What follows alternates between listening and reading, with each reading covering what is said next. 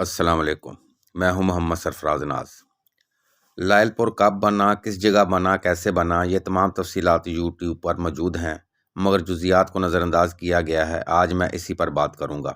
دربار بابا نور شاہ ولی جو پکی ماڑی میں واقع اور آج جنرل بس اسٹینڈ کے عقب اور محلہ تارکاباد کا حصہ ہے، اس سے 1 میل کے فاصلے پر 110 ایکڑ رقبے پر شہر آباد کرنے کا فیصلہ 1896 میں کیا گیا تھا۔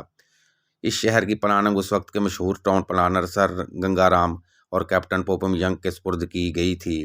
لائل پور کا ابتدائی نقشہ انہی 2 افراد نے تیار کیا تھا۔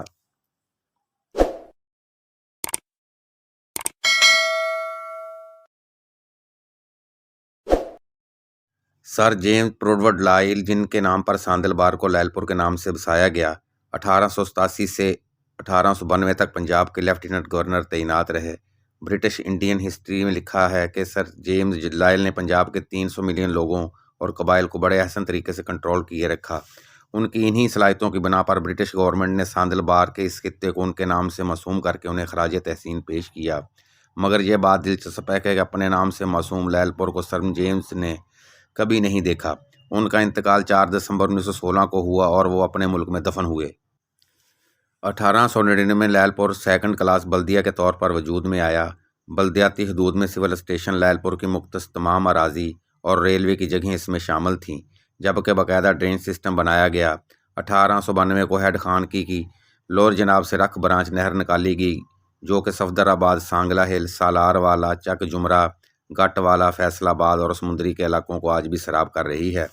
اس نہر کے کناروں پر جنگلات اگائے گئے، جن سے پرندوں اور جانوروں کا شکار کھیلا جاتا تھا اور برٹش آرمی کے لیے لکڑی بھی مہیا کی جاتی تھی۔ 1904 میں لائل پور کو سرکاری طور پر ضلع کا درجہ دیا گیا۔ اس سے پہلے لائل پور ضلع جنگ کی تحصیل چنیوٹ کا ایک قصبہ تھا۔ یہاں یہ بات دلچسپی سے خالی نہیں ہوگی کہ موجودہ ریل بازار کے باہر قائم کیسری گیٹ اور گمٹی کی تعمیر گھنٹہ گھر کے بھی افتتاح سے قریباً 8 سال پہلے مکمل کی گئی تھی۔ کیسری گیٹ کے دروازے پر یہ تاریخی تحریر آج بھی موجود ہے، جہاں لکھا گیا ہے کہ یہ دروازہ لالا موہن لال خلف ڈاکٹر بہاری لال نے شہر لائل پور کی بنیاد کے سال میں بنایا، تاریخ 1897۔ اس گیٹ کے سامنے ہی چوک میں گمٹی آج بھی شان و شوکت سے کھڑی ہے۔ اس کے 8 محراب نما دروازے اور عین درمیان میں پیالے کی شکل میں ایک ابار ہے، جس میں فوارہ لگا ہوا ہے، جس کے گرد یہ تحریر لکھی گئی ہے کہ برکت دریائے چنان دی۔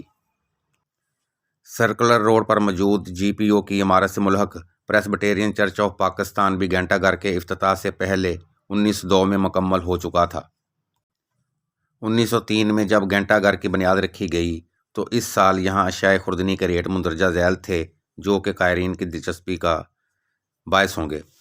گندم 2 روپے 5 آنے 11 پیسے فی من تھی، کپاس 5 روپے 9 آنے 30 پیسہ فی من تھی، مکئی 1 روپیہ 8 آنے 3 پیسہ فی من، باجرہ 1 روپیہ 15 آنے 6 پیسہ فی من، گڑ 3 روپیہ 12 آنے 9 پیسہ فی من۔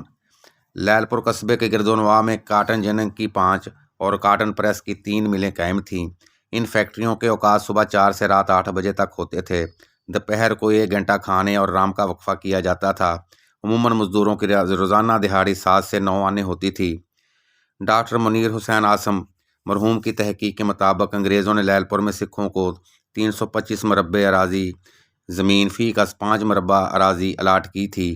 ان میں ہری سنگھ، انوپ سنگھ، سنت سنگھ، سندر سنگھ، بہادر سنگھ، بش سنگھ، جیون سنگھ، جنگل سنگھ، ویر سنگھ، جنڈا سنگھ، وریام سنگھ، گنڈا سنگھ، ایسر سنگھ شامل تھے۔ یہ اراضی آج کس کس علاقے میں منقسم ہے، آپ دیے گئے چارٹ میں دیکھ سکتے ہیں۔ گھنٹہ گھر اور 8 بازاروں کے درمیان رہائشی اراضی بولی کے ذریعے فروخت کی گئی تھی، جن کے خریدار زیادہ تر سکھ، ہندو اور مسلمان تھے۔ گھنٹہ گھر کا افتتاح 1905 میں ہوا تو اس کے بعد کچہری بازار کی عظیم الشان جامع مسجد کی تعمیر کے لیے منشی فتح الدین نے شہر کے وسط میں اپنی قیمتی ترین اراضی خانہ خدا کے لیے وقف کر دی۔ یہ وہ مرد کلندر تھا جس نے اپنی جیب سے لائل پور میں 100 سے زیادہ مساجد تعمیر کرائیں۔ انشاءاللہ تعالیٰ ان پر ایک الگ پروگرام پیش کروں گا۔ گھنٹہ گھر کے افتتاح کے بعد 1908 میں سب سے بڑا واقعہ ایک ہی سال میں مسجد، گردوارہ اور مندر کی تعمیر کا شروع ہونا تھا۔ جامع مسجد کچہری بازار اور چنیوٹ بازار کے درمیان شروع ہوئی۔ سکھوں کا گردوارہ کچہری بازار اور ریل بازار کے درمیان شروع ہوا، جبکہ ہندوؤں کا مندر ریل بازار اور کارخانہ بازار کے درمیان شروع ہوا۔ مذہبی رواداری کی یہ روشن مثال تھی۔ یہاں یہ بات قابل ذکر ہے کہ لائل پور کی پہلی مسجد تحصیل والی مسجد ہے، اس کو بھی منشی فتح دین نے ہی بنوایا تھا۔ جامعہ مسجد کچہری بازار آج بھی فیصل آباد کی شان اور جان ہے اور طرز تعمیر شاہکار کا درجہ رکھتا ہے۔ اس کا ڈیزائن منشی فتح دین کے فرزند انجینئر فتح اللہ نے بنایا تھا۔ پہلے اس کے صحن میں وضو کے لیے ایک بڑا تالاب ہوا کرتا تھا، جسے اب ختم کر کے صحن کا حصہ بنا دیا گیا ہے، جبکہ تمام دیواروں کو دیدہ زیب سفید پتھر سے مزین کیا گیا ہے۔ اس مسجد کے پہلے خطیب مفتی محمد یونس اور محترم مفتی سیاح الدین کاکا خیل مقرر ہوئے تھے۔ دلچسپ بات یہ تھی کہ جب اس مسجد کی تعمیر مکمل ہو گئی تو اس کے معماروں نے اس کے میناروں کی اونچائی گھنٹہ گھر سے چند فٹ زیادہ رکھی۔ ان کی اونچائی 110 فٹ ہے۔ کچھ عرصہ بعد سکھوں کا گردوارہ مکمل ہو گیا تو انہوں نے پہلے دو ریکارڈ توڑنے کے لیے اس کے گنبد کی لمبائی 115 فٹ کر دی۔ قیام پاکستان کے بعد یہ پاکستان ماڈل ہائی اسکول بن گیا تھا۔ اب ہندوؤں نے سوچا کہ وہ انگریزوں، مسلمانوں اور سکھوں سے پیچھے کیوں رہیں، چنانچہ انہوں نے اپنے مندر کے مینار کو 120 فٹ بلند کر دیا۔ قیام پاکستان کے بعد اسے جامعہ مسجد رحمانیہ اہل حدیث میں بدل دیا گیا۔ کارخانہ بازار میں بننے والے اس مندر کا نام آریہ سماج جین مندر تھا۔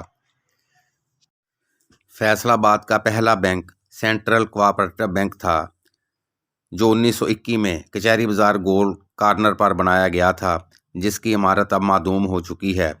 فیصل آباد چناب کلب کا قیام 1910 میں عمل کو آیا۔ موجودہ جی سی یونیورسٹی، جس کا نام پہلے گورنمنٹ کالج تھا، کی بنیاد 1897 میں رکھی گئی تھی۔ 1905 تک یہ مڈل اسکول تھا۔ 1907 میں یہ ہائی اسکول بن گیا۔ 1 مئی 1924 کو یہ انٹرمیڈیٹ کالج بن گیا۔ 8 دسمبر 1933 میں اسے ڈگری کالج کا درجہ دے دیا گیا۔ خالصہ کالج عبداللہ پور کی بنیاد اسکول کے طور پر 25 دسمبر 1908 کو رکھی گئی تھی۔ 1924 میں اسے کالج کا درجہ دے دیا گیا۔ ان کے علاوہ ضلع کچہری، محکمہ انہار کے دفاتر، تھانہ کوتوالی، ذیل گھر، ضلع کونسل، علامہ اقبال لائبریری اور دیگر کئی سرکاری دفاتر بھی گھنٹہ گھر کے افتتاح سے پہلے یا کچھ سال بعد قائم ہو چکے تھے۔ زرعی یونیورسٹی آف فیصل آباد کا آغاز 1906 میں پنجاب ایگریکلچرل کالج کے نام سے ہوا تھا۔